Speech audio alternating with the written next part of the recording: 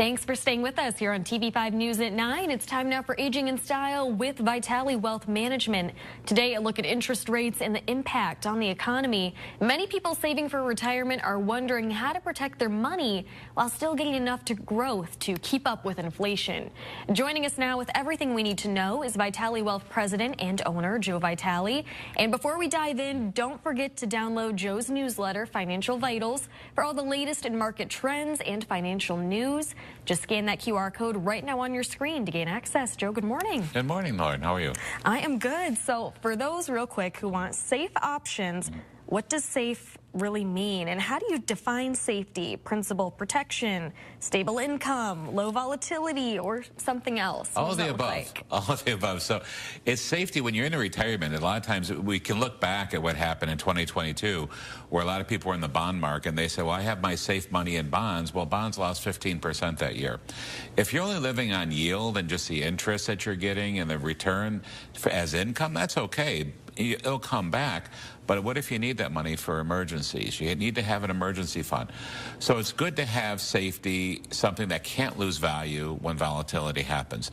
Something come heck or high water. When that happened in 22, we had money diversified in other portfolios, whether it's in annuities or whether it's in savings, that if we needed 30, 40,000 to subsidize income, we took that out of that as opposed to losing market value. So that's why it's very good to have safe alternatives. And going back to our main focus today, interest rates, how are they affecting the market right now? And what does a higher or longer environment mean for retirement investors? Can you explain all this? Yeah, interest rates have been higher for longer, and we were hoping we had a little bit of rate cut last year, hoping they would come into this year. Everybody's like, yeah, the rates should come down this year because they're just way too high. Interest rates are too high for cars, for mortgages.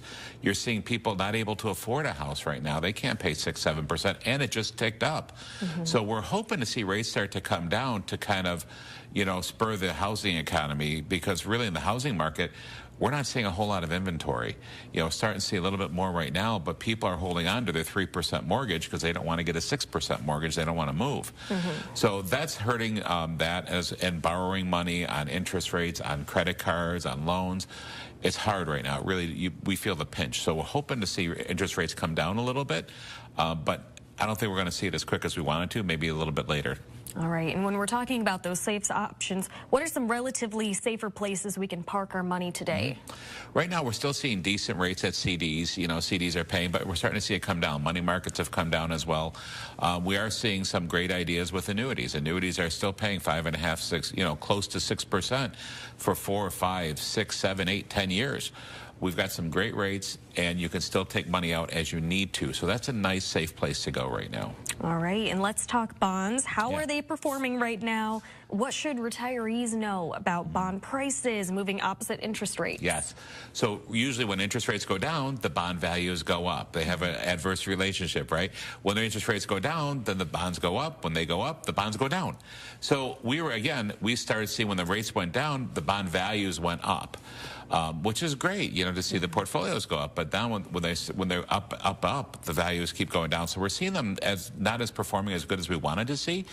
We are still seeing some good returns with some of the other bonds. There's some corporate bonds. There's some high yielding bonds. So there are some good portfolios to go into to get a good rate of return. But it depends what you need for. Are we looking for income, or are we looking for safety? Are we looking for growth? Right. How are we trying to round out the portfolio? Well, if someone is building a bond allocation today, what should they consider around duration, credit quality, diversification? 100%. We have to look at all that. So one of the things, we have this absolute yield portfolio that has a lot of that in there. We have some short-term in there. We have some REITs in there. We have some long-term, some government. And it depends on the tax brackets. If somebody says, Joe, I really need to save money in taxes, we're going to look at municipal bonds. And you have to be careful about the credit quality there, too. And that's what you look at the risk return. The higher the risk of the bond, the better the return. But there's safety as well. So there's a good, we want to look at, we can be laddering them. We could be laddering bonds in shorter durations. It all depends what we're looking to accomplish with the client. So everybody's like, well, I can just do this on my own. By all means, anybody can do anything on their own, but is it optimal? Yeah. So give us a call. Be glad to help with that. A little guidance always helps. It always helps. Well, finally, what are the biggest mistakes you see near retirees make in this rate environment? They're keeping too much in cash, too much on the sidelines. You know, the rates are going down, and they're like, well, I just want the money available.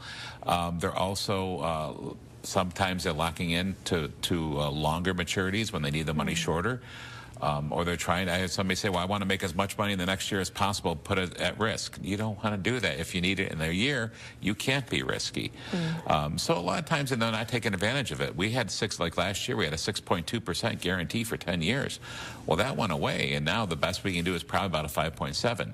So biggest thing is take advantage of the rates right now. As long as you've got some liquidity features and you can deal with that, then take advantage of it. All right. Well, lots of good tips. Joe, thank you for being here. We appreciate it. And before we go, don't forget to get market updates and more through Joe's newsletter, Financial Vitals. And if you would like more information on today's topic, head on over to the Aging in Style page on our website under the Features tab, WNEM.com.